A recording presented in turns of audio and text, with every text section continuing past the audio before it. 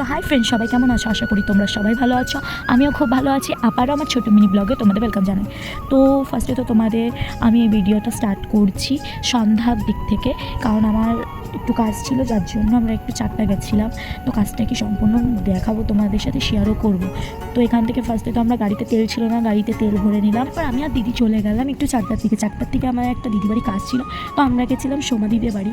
তো সোমাদিদের বাড়ি আমাদের কিছু প্রোডাক্ট কেনার ব্যাপার ছিল।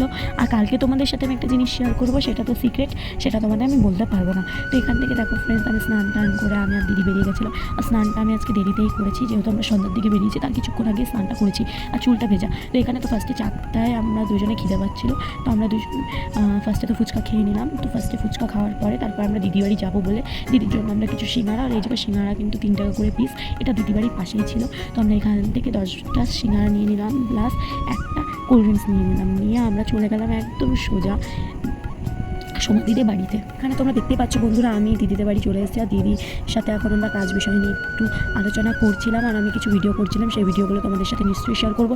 তো এখানে কালকে বিষয় নিয়ে আমরা একটু কথা বলি, তোমাদের সাথে অবশ্যই শেয়ার করবো। তার আগে আমি চাটা খেয়ে নিই, নেক্সট ভিডিওতে আবার দেখা হবে বন্ধুরা, টাটা।